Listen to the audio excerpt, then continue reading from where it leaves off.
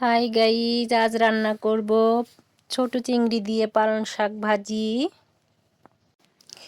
কড়াইয়ে সয়াবিন তেল দিয়ে পেঁয়াজ কুচি, কাঁচামরিচ ফালি, রসুন কুচি দিয়ে আমি কিছুক্ষণ ভেজে নিব।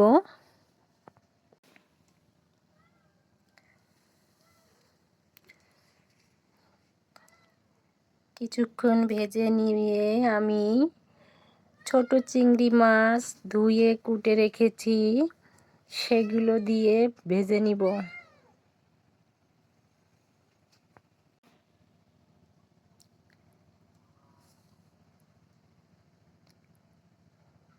নেড়ে চেড়ে আমি বাদামি কালার করে চিংড়ি মাছটা ভেজে নিব।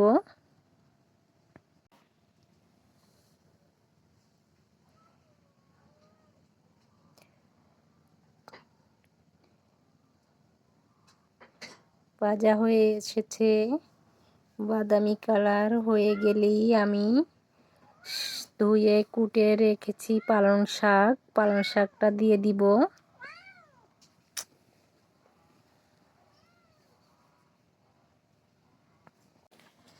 শাকগুলি আমি বড় বড় করে কেটেছি। বড় বড় কেটে রান্না করাই এক স্বাদ, আর ছোট ছোট করে মিহি করে কেটে নেওয়া শাকগুলি ভাজি করলে অন্য স্বাদ লাগে।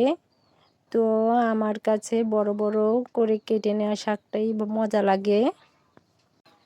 তাছাড়া পালং শাকটা অনেক নরম, এজন্য আমি একটু বড় করেই কেটেছি। আপনারা চাইলে ছোট করে কেটে নিতে পারেন। চিংড়ি মাছ দিয়ে পালং শাক অনেক মজাই হবে। তো আমি এখন স্বাদ মতো লবণ দিয়ে দিব।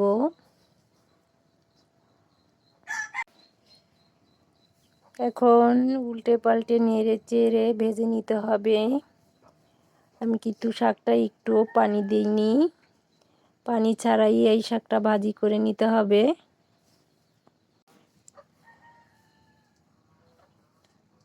তো বন্ধুরা, আমার ভিডিওটা যদি ভালো লাগে তবে অবশ্যই আমার পাশে থাকবেন।